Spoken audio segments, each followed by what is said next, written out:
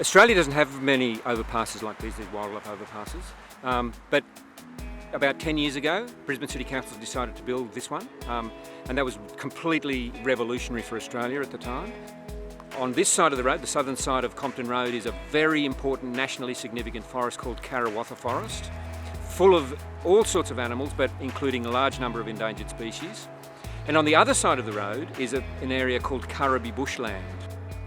Before the existence of this overpass, those two populations of all the animals that lived on either side of the road were pretty much completely separated.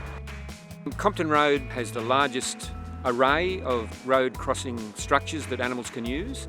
The biggest and the most obvious visible one that you can see is the land bridge, the Compton Road land bridge. But there are also two very large underpasses that going under the road, very large ones.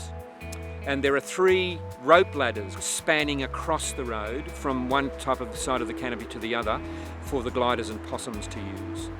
And then the other thing that's really important is this is specially designed exclusion fencing, which means that the animals simply can't get on to the road.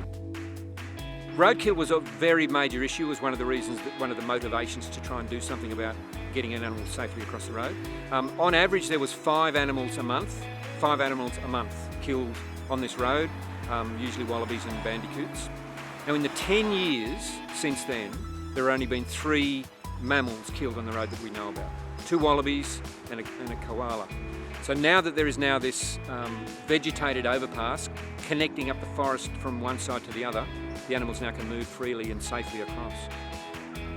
Right at the peak of the time, we had 45 animals using this structure and all the other structures that are here every single night of summer, which was just extraordinary. So I think that probably the biggest surprise was just how many animals used it so quickly. This has been massively influential, and primarily because we've got such good, strong, long-term data on the whole place.